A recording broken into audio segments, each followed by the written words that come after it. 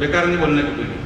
11 साल से लेकर 18 साल तक उसको पीटना है, जैसा कुमार पीटता है, पीट के उसको सही करना। कोई गलत करता है तो उसको पीटना भी पड़े, काटना भी पड़े।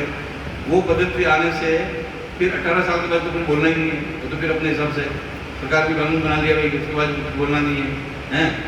तो बहुत सारी चीज़ों को लेकर अपने जीवन में हमारे वेदों में लिखा कि मातृ देवो भव। पहली जो है बच्चे की वो गुरु जो है माँ है, बाद में पिताजी है, पितृदेवो भव, फिर आचार्य, फिर गुरु। तो ये सबसे बड़ा चीज़ है, संस्कार जो है वो बच्चा अपने घर में ही सीखता है ना जी। और ये सरपंच साहब ने बहुत अच्छी बात की, हिमाचल में बहुत से प्रकारों की खेती होती है और बहुत ही वो मेहनत करते हैं। हिमाचल हुआ आपका, हिमाचल की जो जनसंख्या के हिसाब से वहाँ सभी ज़्यादातर राजस्थान के राजपूत गए हुए हैं और 80% जो है वहाँ जनसंख्या राजपूतों की है। उनके आप नाम पूछोगे तो धूमल कोई घुमल कोई ऐसा नाम है, मतलब आपको समझ में भी नहीं आएगा, है ना जी। ये तो ज़्यादातर 80% राजपूत ही सारे लोग।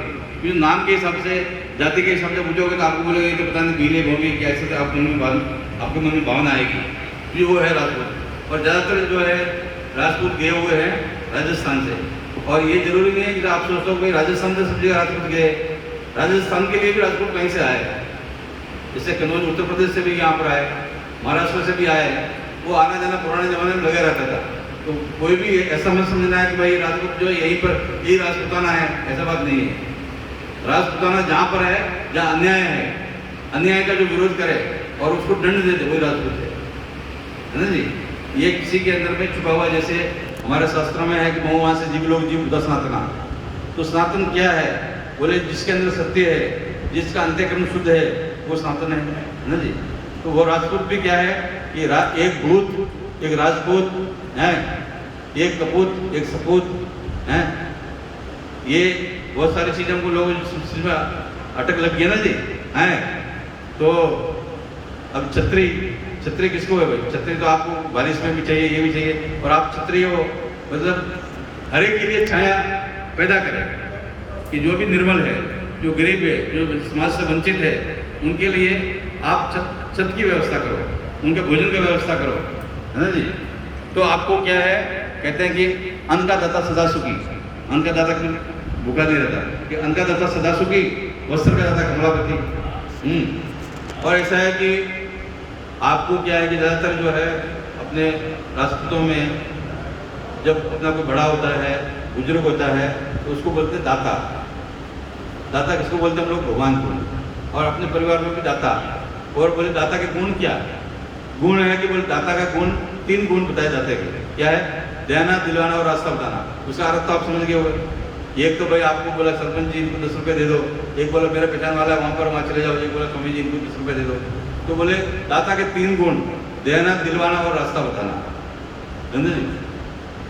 तो आप सभी अभी दाता है और ये कुछ जीवन में कुछ पाता है तो इनका नाम है बोले पुंजराज। एक तो लल्लू पुंज होता है, एक जो पुंजा भी होता है परंतु ये जो है ये मुझ देखो तो कैसा लग रहा है आपको? उसको आगे तो बोलना नहीं चाहिए मेरे को, हैं?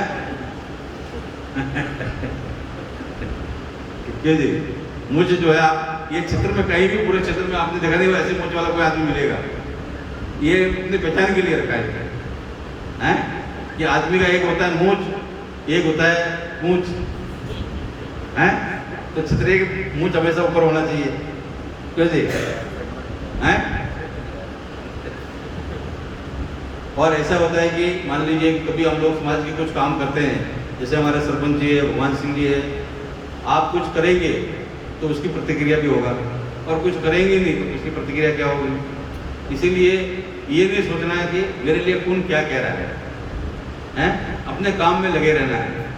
आप अगर ये सुनोगे, आप देखा होगा कि अगर एक पूरा दूध का बाल्टी भरी हुई है और उसमें पूरा उबला हुआ दूध है और उसमें जो है एक नींबू रस निचोड़ कर आप डाल दो, 5 मिनट में क्या होगा? वो फट जाएगा, दोबारा कोई दूध नहीं बनता। तो जीवन में कि भाई ऐसा बनो पानी की तरह कि दूध में जाके वो दूध जैसे हो जाए, नींबू जैसा नहीं, है ना जी। तो लोग जो कहने वाले होते हैं वो समाज में बहुत कम होते हैं और वो जो है जो कहने वाले हैं, जो आलोचना करने वाले हैं, वो हमारा प्रेरणा पुरुष है, हमें प्रेरणा देते हैं। आपको कभी भी कोई अच्छा आदमी आपका तारीफ किया तो आप ध्यान नहीं दोगे। एक दिन खेत सिंह बोला, खेत सिंह जी होटल में गया, आप इतने खाने को नहीं मिला, कुछ नहीं मिला, आपको कोई अच्छा इसने ऐसा मत किया, आप दूसरे दिन उससे घर में जाओगे कि भाई मैंने ऐसा क्या किया, तुमने ऐसा मेरी बात क्यों किया। तो आदमी जो है आलोचना करने को जल्दी याद करता है, तो वो प्रेरणा देते हैं हमें, हमारे अंदर चेतना आती है, हम चेतन हो जाते हैं, चेतन होकर और तेजी से काम करना शुरू कर देते हैं। जो आलोचना वाले को हमेशा से आपको जो है कभी भी उसका अपमान नहीं करना चाहिए, क्यों, वही तो प्रेरणा पुरुष आपके लिए। अगर आलोचना वाले को आप अगर आलोचना करोगे तो फिर आप में उससे क्या फर्क रह जाएगा। एक तालाब जो गंदा है उसमें एक आपने एक और डला मारा तो जो कीचड़ जो होंगे चीटे वो किसके ऊपर आएंगे, हमारे ऊपर आएंगे हैं।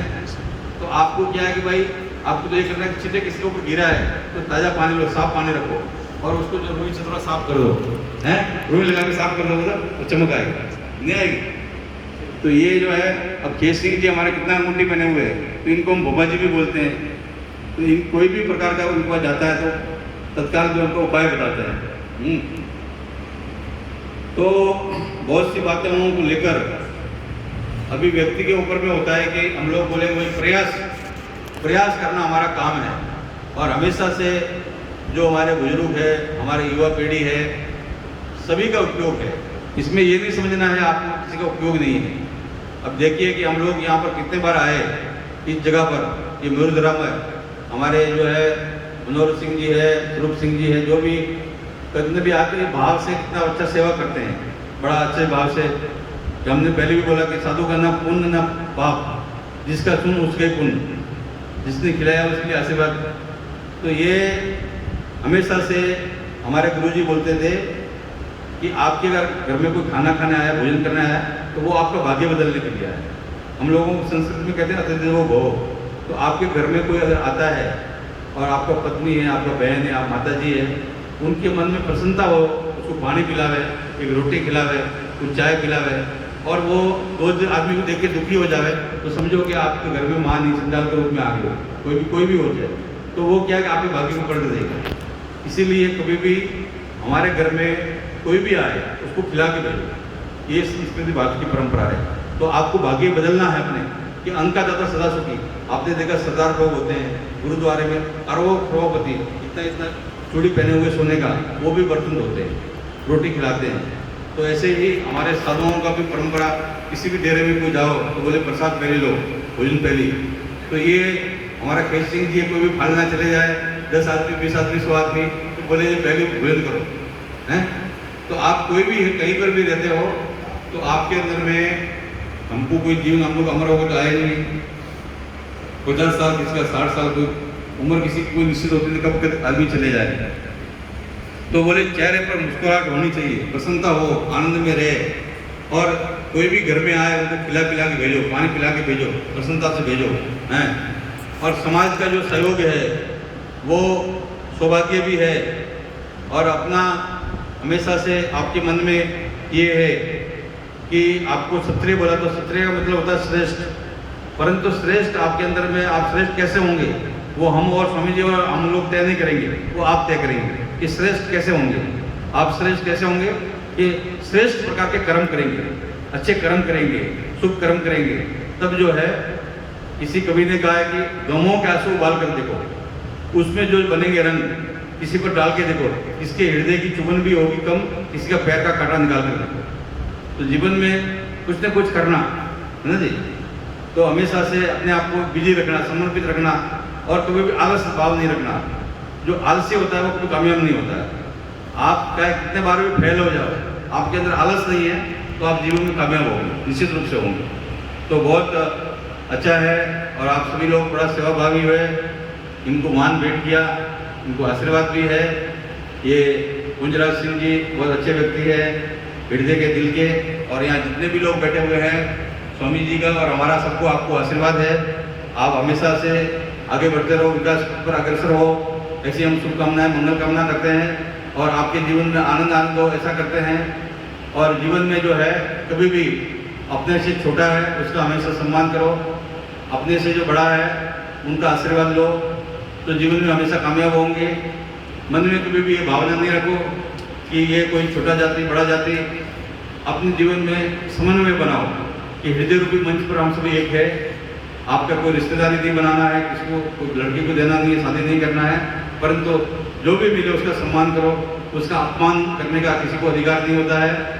और भगवान ने देखिए कि परमात्मा ने राम क्यों आप वंशज बोलते हो, राम ने जो है सबरी के झूठे बेर भी खाई है। तो भगवान की ईश्वर से भी हमें प्रेरणा लेनी चाहिए और अपने अंदर में समन्वय होना चाहिए, सबके प्रति स्नेह और प्रेम होना चाहिए, तभी आप आगे बढ़ सकोगे। क्षत्रिय तभी आगे बढ़ता है जब वो अपने छोटों को साथ लेके चलता है और अपने भाइयों को साथ लेके जाएगा, तो वो जो है भाई जो है आपका प्रतियोगिता करेगा, परंतु जो आपका छोटा है वो आपका सम्मान करेगा। तो वो सोचना, विचार करना और आपको कैसा श्रेष्ठ बनना है वो सब कुछ आपके ऊपर निर्भर है, आप तय करेंगे, वो हम लोग तय करने वाले नहीं है।